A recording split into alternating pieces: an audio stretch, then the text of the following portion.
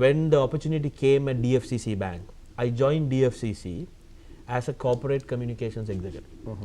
In fact, when I was in the interview, the key question that was asked at that time, I didn't know, by the lady who was in the interview panel. She happened to be my boss. When she also asked me the question, hey, look, you are a manager now. Why are you coming here as a corporate communications executive? You see, my reason for joining DFCC or applying for that job was actually twofold. Number one was at Metropolitan, I have mastered the entire sales area. I have come to managing a sales force and managing 2 units. But I realized I am lacking the knowledge and the experience and the exposure to proper brand management and proper marketing, very importantly corporate communications. So when the opportunity came, I realized I am going to lose out, say, about 2,000 rupees. And like you said, the salary was 2,000 rupees less than what I was earning, and the position. But what I was looking at was the bigger picture and the long run, because I had a plan for each stage of my life where I want to be. So I wanted to make sure I achieve what I want to achieve at the end of the period. So I didn't mind losing on in between. They say to win the bigger war, you might sacrifice 1 or 2 battles. So that is exactly what I did, right? And coming to your question, you are exactly correct. Even at the stage when I let go of the bike, not the 2 colleagues, they are very dear to me. They have never said anything. They were saying, look, in our own terms, Matang, why are you doing this? Take this. It's one of the best bikes. Other than that, they were not saying anything. But then there were others who looked at it very differently. Even when I was going to DFCC, again, that was it. But let me tell you, I firmly believe that criticism will come wherever you are or what position you are in. And if you are going to bow down to criticism without having a clear focus on where you want to go, you are not going to achieve anything. So I decided that I am not going to let anything go. So let them say whatever. If you are within your conscience, you are doing what you think is right, and you are doing it for a specific reason, I think you need to go all out and do it. And what I learned out of that is that even to date that I have, I pay emphasis and I take into my heart only the concerns that my parents and my wife have. Other than that, I don't give a damn about what others say.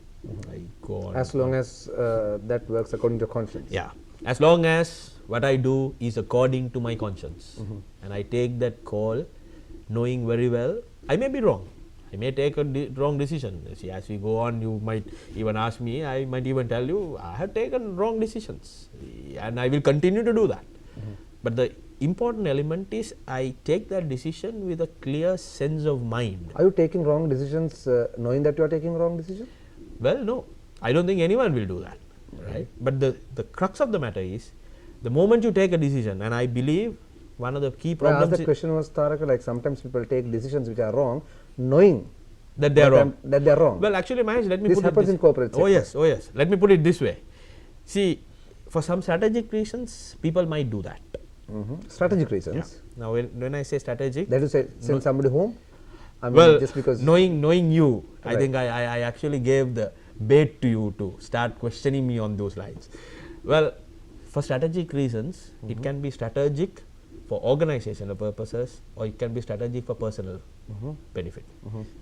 The question you posed just now is probably personal. See, I take a strategic decision for my own personal gain to get somebody fired. I take a wrong decision. I'm not talking about that. Say, even from a corporate point of view, you might take a wrong decision, knowing well. Say, I wouldn't say that it is a wrong decision, but knowing well, this is more tilt towards being non-achievable. But you still go and take it because you believe that that may have a strategic intent to the organization. But what is important to understand, Mahesh, is, right now, which I firmly believe, even if you take a decision and that is wrong, the learning is you need to learn out of that failure. If you learn out of that failure, you have not lost by taking a wrong decision. The problem is, most of us, when we take a decision, number one, we don't accept when we go wrong. Number two, which is more detrimental than the first, we don't even learn out of the failure, which again makes us, we go back and do the same thing. Now, in my case, I firmly believe that wherever I have faltered, wherever I have taken wrong decisions, I have learnt out of that. And I make sure I learnt out of that. Because to me, learning out of that is more important than taking a right decision next time. Because the moment I learn from that, I know I'm not going to do that again, which takes out one portion of a decision that I need to consider in my future decision making. So that is how I look at it. You see, I will continue to make mistakes. Taraka, have you ever done a SWOT analysis for yourself? Well, yes. And let me tell you that each Elaborate on morning Yeah. I actually dwell on it. Not only I have done a SWOT, every day I look at where my strengths have increased, or where, more importantly, where my weaknesses are still there, and I always try to overcome that. So I continues to believe that I need to do a SWOT on me at each passing day, because that helps me to focus on my future. Can you elaborate on the four areas of this? Well, let's see. If I start talking about my strengths and my opportunities, I might lose out on the market, because somebody might give me two from each segment. You know, let me tell you this way. Okay, we will make a compromise. Yeah. I'll talk to you about my weaknesses. Okay. Right. I think I have two great weaknesses, which I always keep repeating to myself and trying to overcome. Number one is I'm slightly hot-tempered. Hot-tempered. Yeah, and I hope my wife is watching this, because she will totally agree with me, right?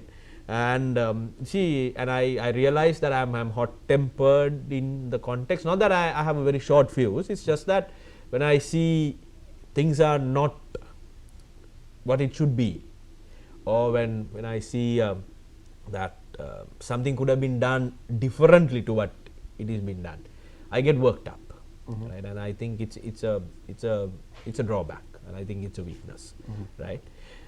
Then number two is that actually I sometimes I tend to see that I have a very weak heart in when relationships come in, because I tend to believe in a lot of people unnecessarily, and that's why you see, if you ask me the question, when am I going to start my own company, I will tell you I'm not going to start my own company at all, because I can't do business, or I can't be an entrepreneur, because I trust people and I relate to people, and when somebody has a problem, I become overly close, so that might cloud my decision making.